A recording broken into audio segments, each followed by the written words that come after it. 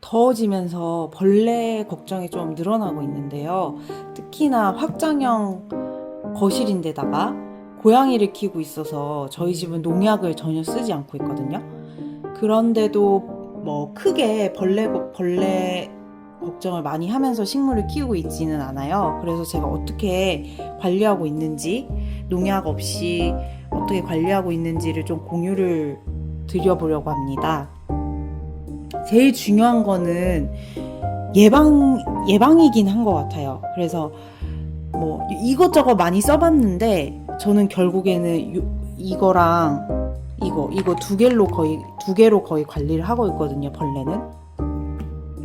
그래서 먼저 예방에 대해서 말씀을 드리자면, 식물을 사왔을 때가 가장 중요한데요. 처음 외부에서 식물을 사가지고 왔을 때 저는 그 식물에다가 얘를 잎이 거의 절여질 정도로, 축축하게 젖을 정도로 꼼꼼하게 얘를 다 뿌려줍니다. 흙 위에도 뿌려주고요. 네. 근데 얘도 뭐 농약이 아니긴 하지만, 네, 여기 보면은 반응동물에게만 살충력이 있고, 뭐 사람이나 가축 이런 거에는 괜찮다고는 하는데, 그래도 이제 좋은 성분은 아니기 때문에 화장실에서 처음 식물을 데려왔을 때 얘를 완전 다 축축하게 젖을 만큼 해주고 흙 위에도 뿌려주고, 그렇게 하루 이틀을 격리를 시킵니다.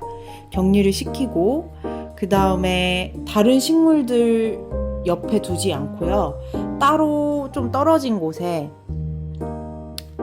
집에서 적응을 시킨 다음에 분갈이를 새 흙으로 깨끗이 해줍니다. 그리고 분갈이를 하면서 흙에다가 요거를 뿌려서 넣어줘요. 그런 식으로 일단 새 식물을 가져왔을 때 예방을 해주는 게 제일 중요한 것 같고요. 그렇게 하면 사실 벌레가 거의 안 생겨요. 특히 이런 거실 정원에서 키우는 경우에는 처음에 외부에 있는 벌레가 유입되지 않도록 하는 게 가장 중요한 것 같습니다.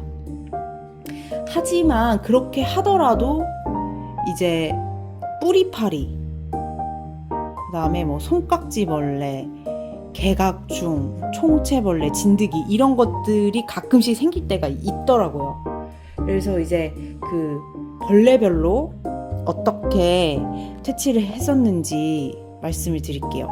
네, 별거는 없고, 일단 뿌리파리부터 말씀을 드리자면은, 저희 집에는 지금 뿌리파리가 거의 없는데 얘가 좀 중요한 역할을 하는 것 같아요. 그래서 뿌리파리가 한두 마리 좀 보인다, 또는 이제 날씨가 좀 더워지기 시작해서 뿌리파리가 걱정이 된다 싶을 때 모든 화분에 얘를 뿌려주고 있거든요. 화분 위에 흙에다가. 얘가 이제 대유에서 나온 충사탄이라는 가루로 된 건데, 액체로 된 것도 있는데 저는 사실 귀찮아서 입제를 쓰고 있거든요. 얘가 이런 식의 가루로 되어 있어요. 그래서 얘를 흙 위에다가 뿌려줍니다. 그래서 흙 위에다 얘를 뿌려주고, 그냥 눈에 보이는 한두 마리 보일 때 그냥 걔만 잡아주면은 뿌리파리가 더 이상 생기지 않아요. 그래서 얘가 효과가 저는 정말 있는 것 같거든요. 특히 뿌리파리. 그래서 얘로 쓰고 있고요. 미리 얘로 예방을 하고 한두 마리 보일 때 얘로 차단을 해주면은 뿌리파리는 거의 걱정이 없는 것 같아요. 그리고 손깍지벌레, 진드기 그런 것들은 얘로 다 해결이 됩니다. 얘가 굉장히 강력한 것 같아요. 이거 여러 다른 것도 써봤는데 저는 얘가 제일 잘 죽이는 것 같더라고요, 벌레를. 특히 뭐 진드기, 뭐 이상한 뭐 이름을 알 수 없는 날벌레 같은 것도 얘가 좋고, 손깍지벌레, 깍지벌레 이런 것도 잘 잡아줍니다. 그리고 손깍지벌레 같은 경우에는 제일 확실했던 거는 물에다가 퐁퐁을 살짝 타가지고, 그러니까 한 요 정도 크기 되는 분무기에다가 퐁퐁을 약간 한 반 펌핑? 한 펌핑 말고 살짝 눌러서 한 반 펌핑 정도 넣고 이렇게 흔들어가지고 손깍지 부분에다가 뿌려주면은 손깍지는 그런 식으로 가능합니다. 얘도 뭐 괜찮고요. 근데 사실 제일 문제가 됐던 게 총체벌레예요. 전 총체벌레를 정말 싫어하는데요. 총체벌레는 일단 한번 생기면 퇴치가 정말 농약 없이는 어렵더라고요. 그래서 제일 중요한 건 아까 말씀드렸듯이 처음에 식물 사왔을 때 그렇게 한번 싹 해주는 게 중요하고, 근데 총체벌레가 생겼다 하면 일단 그 식물은 격리를 합니다. 화장실에 격리를 하고 얘를 한 이틀, 2, 3일 간격으로 계속 뿌려줘요. 2, 3일 간격으로 한 3번 정도 뿌려주고, 그 다음에 한 또 일주일 있다가 또 얘를 한번 적셔주듯이 다 뿌려주고, 그렇게 한 3번은 하면 총체벌레가 없어지긴 합니다. 하지만 그것도 초기에 발견했을 때 말이고요. 총체벌레가 창궐을 하고 나면은 농약 없이는 힘들더라고요. 그래서 총체벌레를 초기에 발견했을 때 이제 얘로 처음에는 2, 3일 간격으로 3번, 그 다음에 한 2주, 그러니까 일주일 간격으로 2번 해서 그렇게 2주 동안 케어를 해주면 그래도 총체벌레를 잡을 수가 있었더라 라는 거고요. 그 다음에 얘는 영양제긴 하거든요. 햇빛을 잘 못 받는 경우에 뿌려주는 영양제라고 하는데, 저는 영양 효과보다는 여기서 약간 벌레들이 싫어하는 향이 나요. 여기 보면 저는 약간 목초액 향인 줄 알았는데 송진 향이라고 하네요. 얘를 뿌려주면은 벌레들이 좀 싫어하는 것 같아요. 그래서 예방 차원에서 흙에다가 얘를 뿌려주고 한 다음에 벌레가 없는 상태에서 얘를 주기적으로 한 뭐 일주일에 뭐 한두 번 정도 뿌려주면은, 전체적으로 뿌려주면 벌레가 좀 예방이 되는 것 같습니다. 이렇게 벌레는 딱 요렇게 세 가지로 관리를 해주고 있고요. 제가 개각충 얘기를 빼먹어가지고 요 피커스 바이런스 스노우스톰이라는 이 고무나무 종류의 개각충이라는 벌레가 되게 잘 생기는데, 개각충은 사실 아무리 뿌려주는 걸 뿌려도 소용이 없어요. 왜냐면은 걔는 겉에가 되게 단단한 이런 껍질 같은 걸로 덮여 있는 그런 벌레여서, 이제 개각충이 생기면은 이런 나무 목대나 잎 뒷면에 달라붙어 있는 걸 확인할 수 있고, 지금은 제가 다 퇴치를 해가지고 발견할 수 없는데 제가 사진을 따로 넣어볼게요. 그 개각충이 생기면은 약간 끈적끈적한 투명한 그런 액체? 분비물이 이 나무 주변에 막 바닥에도 뿌려져 있어요. 그게 개각충이 뭐 소화하면서 생기는 무슨 그런 진액 같은 거라고 하더라고요. 그래서 개각충을 없애는 방법은 정말 물리적으로 없애주어야 합니다. 일단 요 알코올 소음, 일회용 알코올 수압으로 저는 이 잎의 앞뒷면을 다 닦아주고, 그 다음 여기에 있는 그 개각충도 다 이 알코올 수압으로 다 닦아주었어요. 다 닦아주고, 그리고 물 줄 때마다 물 샤워 해주고, 그런 식으로 해서 지금은 퇴치를 했고, 물 줄 때마다 물 샤워 하는 걸로 계속 유지를 하고 있습니다.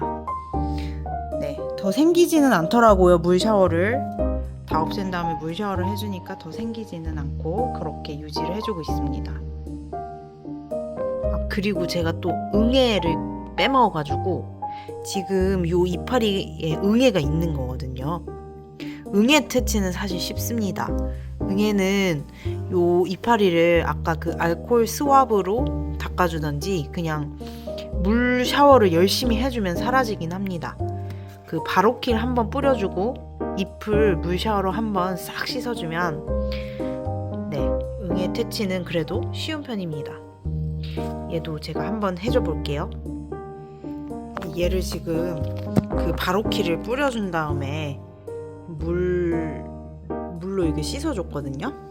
그래서 뭐 응애는 이렇게 하면은 잘 없어지는데 물 샤워를 자주 해주면 방제가 됩니다.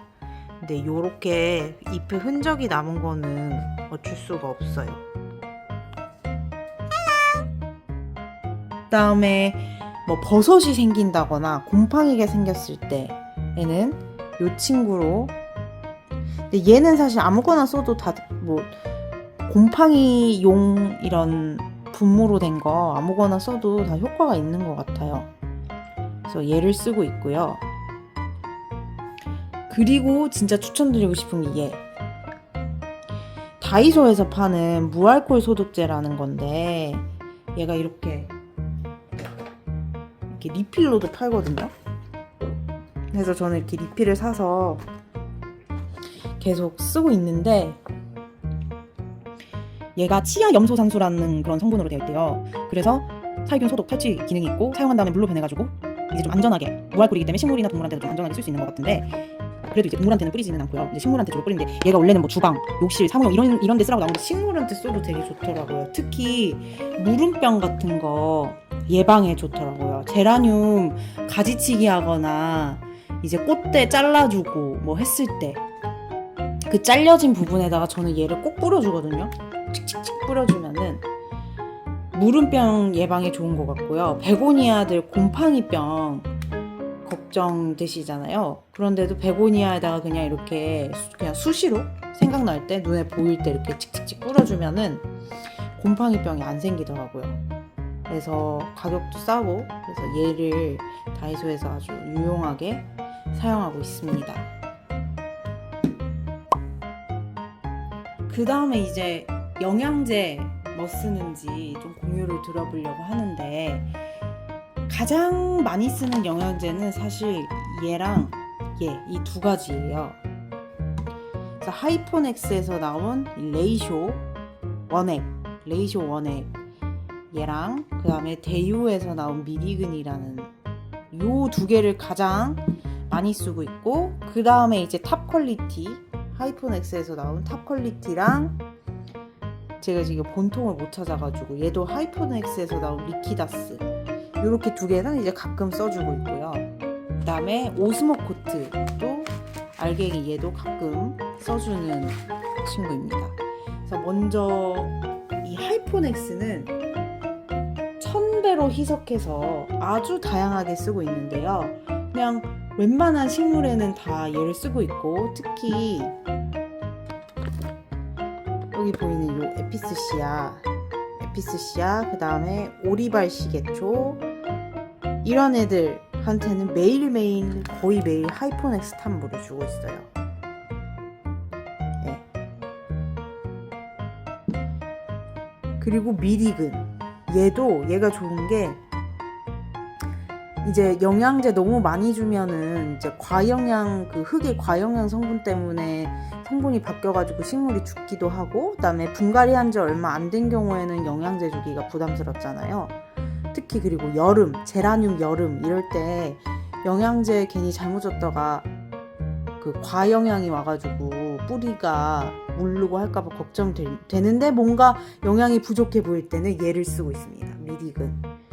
얘는 그 우리가 흔히 말하는 NPK, 식물 생장에 필요한 NPK, 질산, 그다음에 인, 칼리, 요 세 가지가 들어간 게 아니고 그 외에 미량 원소들을 보충해주는 그런 영양제인데, 얘를 주면 확실히 꽃이 잘 피고 꽃이 오래 가고, 그다음에 이파리가 노랗게 되거나 하는 것도 좀 감소가 되고요. 또 분갈이 한 지 얼마 안 됐을 때도 좀 사용할 수 있기 때문에 얘도 많이 쓰고 있어요. 그래서 이 두 가지를 가장 많이 쓰고 있고, 그 다음에 이제 오스모코트 같은 경우에는 그 흙이 배수가 엄청 잘 되게 심겨진 그런 식물들이 있어요. 뭐 호야라든지 뭐 콩란이라든지 아글레오네마, 이런 좀 과습에 취약해서 알갱이 흙으로 거의 심어준 애들은 영양분이 많이 없거든요. 그런 애들 위에다가 가끔씩 올려줍니다. 제가 가지고 있는 거는 5, 6개월 그 성분이 유지되는 오스모코트이기 때문에 대충 반기 6개월마다 한 번씩 생각날 때 그런 좀 알갱이 흙으로 심겨진 그런 식물들 위에다가 올려주고 있습니다. 그리고 탑 퀄리티랑 리퀴다스가 있는데요. 리퀴다스는 사실 메데네를 사고 싶었어요. 그 뿌리 잠시만. 아니야. 네, 리퀴다스는 메데네를 사고 싶었는데 메데넬이 품절인 경우가 많더라고요. 그래서 대체품을 찾아보다가 하이포넥스의 리퀴다스라는 애도 이제 그런 뿌리 활력, 그 다음에 분갈이 했을 때 뿌리 회복에 좋다고 해서 얘를 사서 분갈이 한 직후에는 요 리퀴다스를 1000배로 희석한 물을 주고 있습니다. 근데 뭐 효과는 체감하지는 못하겠어요. 그냥 기분상 얘를 주면 좋을 것 같아서 주고 있고요. 아직 체감은 못했다. 얘네 두 개는 체감을 했습니다. 네, 효과를 체감을 했고, 그 다음 탑 퀄리티는 그 똑같이 하이포넥스에서 나온 건데 여기 보시면 숫자가 다르잖아요. 064, 여기는 65. 이게 뭐냐면은 NPK라고 식물 그 생장에 필요한 영양소의 비율을 나타내는 숫자인데요.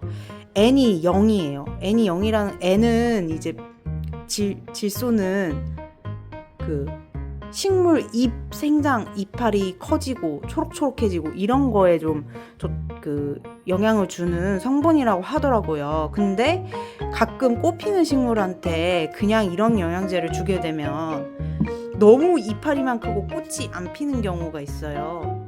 그래서 그런 경우에는 얘를 안 주고 얘를 주면은 꽃이 피게 됩니다. 그래서 제라늄 꽃 피어 있을 때는 얘를 주면 꽃이 빨리 지고요.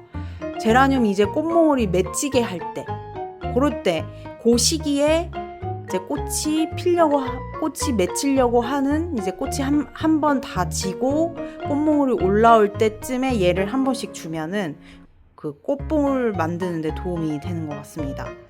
그래서 얘도 가끔씩 주고 있다. 네, 그래서 저는 영양제는 이렇게 5가지를 주로 쓰고 있습니다. 특히 이 2가지를 추천드려요.